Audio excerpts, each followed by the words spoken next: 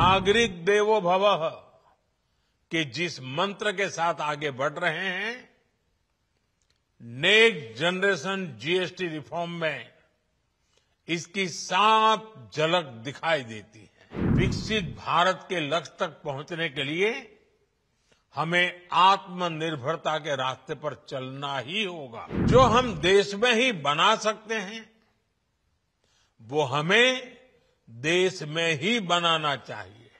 हम नागरिक देवो भवः, नागरिक देवो भवः के जिस मंत्र के साथ आगे बढ़ रहे हैं, नेक्स्ट जनरेशन जीएसटी रिफॉर्म में इसकी साफ झलक दिखाई देती है।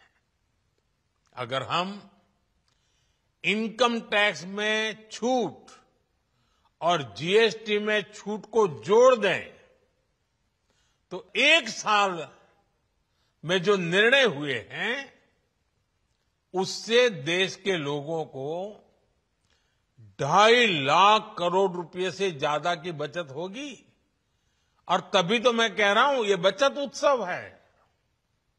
साथियों, विकसित भारत के लक्ष्य तक पहुंचने के लिए हमें आत्मनिर्भरता के रास्ते पर चलना ही होगा।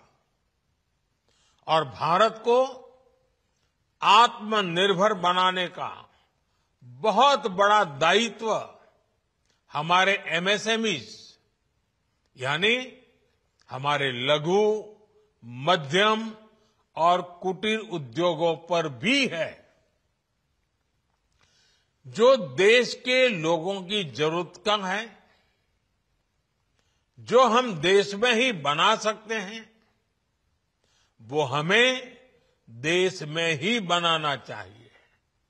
साथियों, जीएसटी की दरें कम होने से नियम और प्रक्रियाएं और आसान बनने से हमारे एमएसएमईज, हमारे लघु उद्योगों को, कुटीर उद्योगों को बहुत फायदा होगा।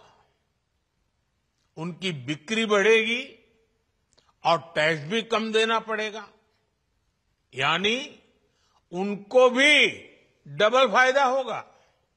इसलिए आज मेरी एमएसएमई से लघु उद्योग हो, सूक्ष्म उद्योग हो, कुटीर उद्योग हो, आप सबसे बहुत अपेक्षाएं हैं। आपको भी पता है, जब भारत समृद्धि के शिखर पर था, तब भारत की अर्थव्यवस्था का मुख्य आधार हमारे एमएसएमईज थे, हमारे लघु और कुटीर उद्योग थे। भारत की मैन्युफैक्चरिंग, भारत में बने सामानों की क्वालिटी बेहतर होती थी। हमें उस गौरव को वापस पाना है। हमारे लघु उद्योग जो बनाए, वो दुनिया में हर कसौटी पर बेस्ट हो, उत्तम से उत्तम हो।